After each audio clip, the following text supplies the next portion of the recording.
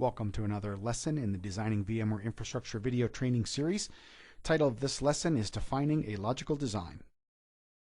In this lesson, we'll start out with a discussion of understanding logical and physical designs. From there, we'll move into comparing logical and physical designs to help us cement our understanding of the differences between logical and physical designs. Next up, we'll explain the role of a logical design in the overall design process. We'll then delve into a bit more detail in one of the specific functions of a logical design, which is to assist in mapping service dependencies. And finally, we'll round out the lesson with a discussion of the components that should be included in a logical design. We'll start out first by defining logical and physical designs. Recall from another lesson in this course that we start with a logical design once we have completed determining the various design factors. Once we've gone through the process of defining our requirements and then analyzing those requirements to determine our risks, assumptions, and constraints, and we've gotten buy-off on those design factors from the project team, then we're ready to proceed with creating a logical design. Now, what is a logical design? A logical design is a high-level design that does not provide a great level of detail. The focus of a logical design is showing that the design factors are being satisfied, but not going into any great detail on exactly how it goes about satisfying the design factors. So the logical design will show that the requirements are being met and that you're mitigating risks and adhering to constraints, but it won't necessarily go into any great detail on the exact mechanisms or techniques or technologies or products that it uses in order to satisfy those design factors. Logical designs will often include both graphical and textual components, although it is possible to have the logical design be only one or the other. Commonly, it will be both. And examples that I've shown you in other lessons in this course of vSphere design documents, such as the Cloud Infrastructure Architecture case study, included both textual and graphical components. Contrast what I just told you about a logical design with this description of a physical design. Whereas a logical design is typically abstract and high level, a physical design is typically very detailed. A physical design will describe the specific solutions and how those specific solutions, products, or technologies are assembled together and configured to create the design. Whereas the logical design does not provide extensive information on how it goes about satisfying the design factors, the physical design does provide that information and tells the reader or reviewer of the design documents exactly how it goes about satisfying design factors like requirements. As I mentioned, it will include specific products and technologies, and will be both graphical and textual, although typically we see this part of it being more graphical than textual. As you can see from our descriptions here of logical and physical designs, a logical design is dramatically different than a physical design. And to help drive that point home, I'd like to share with you a few examples of logical and physical designs. The first example is a logical design that's taken from the Cloud Infrastructure Architecture case study that I shared with you in another lesson in this course and that we'll review several times in lessons throughout this course. As you can see here, this logical design is very high level, very abstract. You can see that it describes a couple different types of networks that are going to be available, a couple different types of storage services that are going to be available, but it doesn't provide specific details on exactly how those networks or storage services are going to be provided. Simply that we're going to use these constructs to satisfy the requirements that were determined as part of the requirements analysis in preparing this particular case study. The specifics of how the products and technologies are assembled is not included in the logical design. Instead, it would be included in a physical design. Let's take another look at an example of a logical design. You may recognize this diagram from another lesson in the course where I shared with you a particular design document that I created from my own work history. This diagram is taken from that document that I shared with you in another lesson, and it again is a very high level, very abstract design that simply shows we're going to have a certain number of hosts. They're going to be arranged in a certain cluster arrangement. We're going to have Active Directory. We're going to have some storage. We're not going to have a secondary site. It does not provide any of the specific details on how these products are going to be configured or assembled or what their relationships necessarily are between one another. What you've seen so far out of these two examples of logical designs simply show the high-level abstract nature of a logical design. Now let's contrast what we've just seen with some examples of physical designs.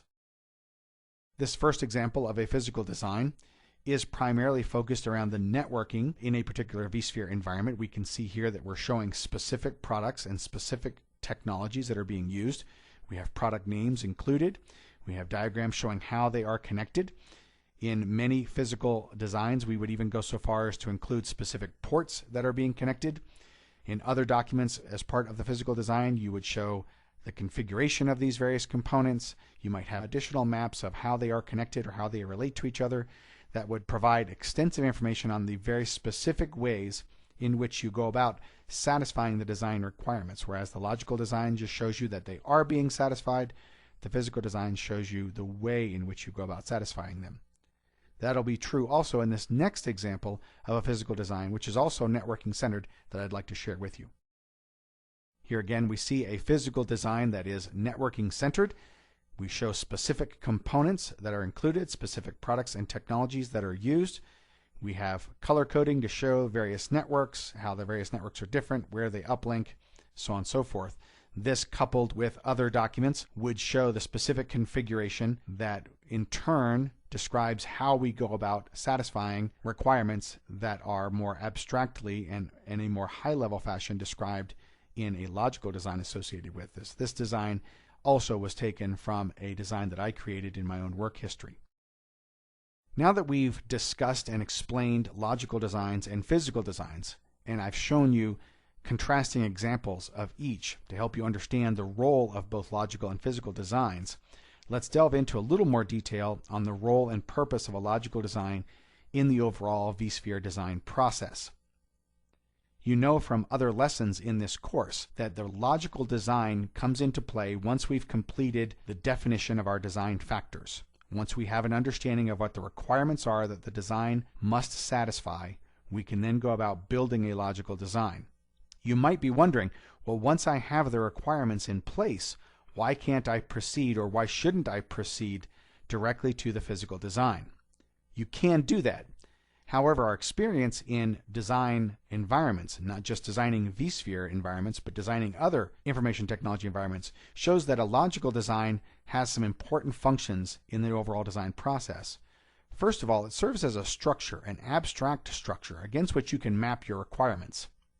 You don't have to jump directly to, I have to find a storage array that provides the right level of service. You can simply say, I know that my requirements dictate I have to provide this many terabytes of storage, or this many IOPS, or I have to have a network solution which provides this number of gigabits of throughput, whatever the case may be. That structure also provides a mechanism for facilitating the mapping of dependencies between components, a task and a process that I'll describe in more detail in just a moment. In some ways, this logical design that we're discussing acts as an abstraction layer between the design factors and your specific solutions, products, and technologies. And in that way, you can almost compare it to a hypervisor. We know from our experience in VMware environments that the vSphere hypervisor acts as an abstraction layer between the operating system instances and the underlying hardware. And that abstraction layer gives us some flexibility and mobility. In the same way, creating a logical design to abstract the specific design factors away from the underlying products and technologies gives us some flexibility and some mobility.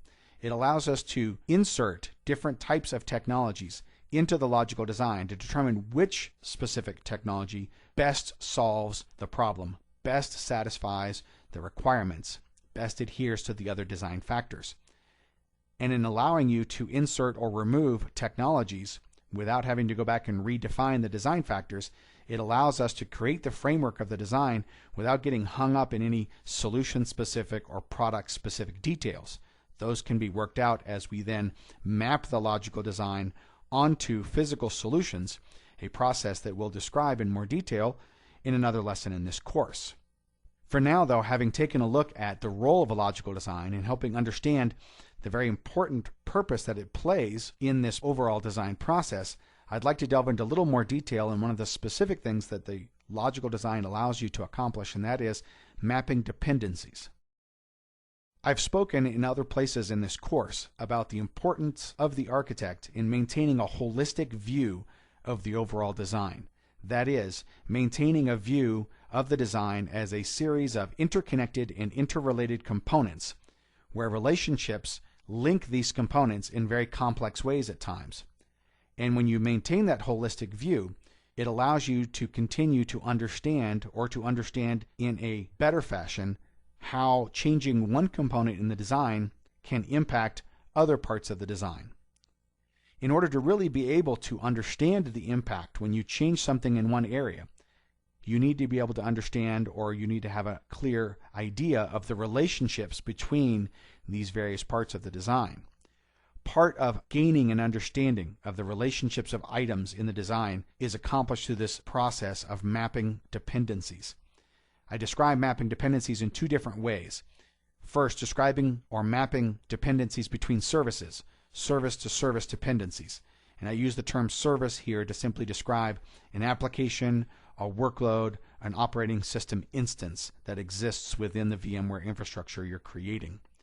You'll also want to map and understand dependencies between services and the underlying infrastructure.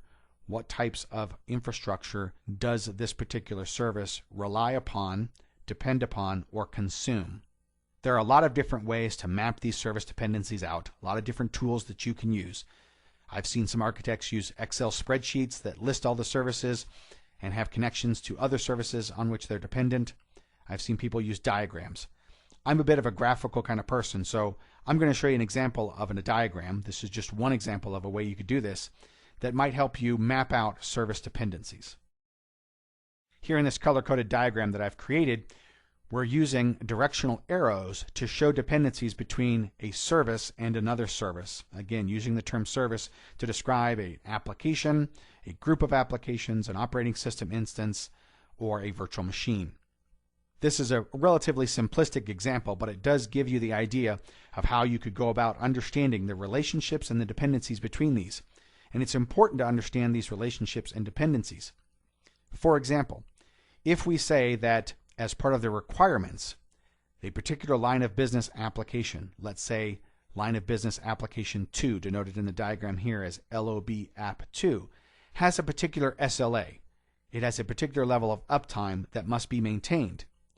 Then because LOB app 2 is dependent upon app server 1, which is in turn dependent upon database server 2, which in turn has dependencies on Active Directory or an equivalent directory service, and DNS or an equivalent name resolution service, then in order for us to maintain the level of uptime, in order for us to meet the SLA that we have defined in the requirements for LOB app 2, app server 1, DB2, Active Directory, and DNS will also be affected by that requirement.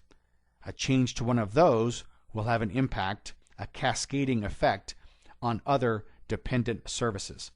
So this idea of mapping out dependencies is critically important in understanding the relationships between the applications and workloads in the data center.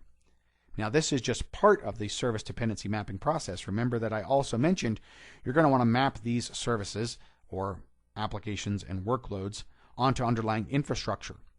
Again, all this information for how these pieces are defined and these dependencies on one another is information that you will be able to derive from the information gathering process that occurred as part of the requirements analysis phase. We described that requirements analysis phase in the Determining vSphere Design Factors lesson in this course, and provided more information on the types of information you need to gather and who you need to talk to gather that information. But all of that information comes together now as we begin to map out the dependencies and the relationships between these various components in an effort to make sure that we understand the relationships and the impacts that can be caused when changes occur in the environment. This sort of diagram is one tool that you could use. There are other tools, and in another lesson in this course, I'm going to share with you another tool that I've also used in helping to understand relationships between the components in the design. So what sort of information should we include in a logical design? We know so far that a logical design is a high-level abstract design that doesn't provide specific details on how we go about satisfying the design factors, simply that we are going to satisfy the design factors. The types of information that you're going to include, at a minimum, will include the items that are shown here. We're going to want to include information about the logical operating system or application layer components. What sort of operating systems are going to be used to satisfy the requirements? What sort of configurations will those operating systems and applications use? you're going to want to include information about the logical compute capacity. How much compute capacity is required, how much RAM is required in order to satisfy the requirements. And how do we know how much we have to do? That's going to be derived from the information that we gathered during the requirements analysis phase. Same goes for logical network connectivity. We're going to need to define the way in which these components in our vSphere infrastructure are going to communicate with each other. We're going to need to include logical storage capacity, terabytes, IOPS, megabits per second. And we're going to provide information around the frameworks for management, security, and data protection. In another lesson in this course, or another series of lessons in this course, I'm going to delve into more detail in each of these areas to provide more detailed information on how we go about deriving the specific information we're going to include in these components in the logical design. And then we'll move into a discussion of how we map these logical designs onto a physical design. Wrapping up this particular lesson now, we started out with a discussion of understanding logical and physical designs, defining what they are and what they include. We then looked at a comparison of some logical and physical designs, moved from there into explaining the role and purpose of a logical design and what role it plays in the overall vSphere design process. Next, we discussed in some detail mapping service dependencies and the critical role that that plays in helping an architect maintain his or her holistic view of the design and understanding impact relationships. Finally, we wrapped up the lesson with a discussion of the components that should be included in a logical design. That wraps up this lesson in the Designing VMware Infrastructure training course. Thanks for watching.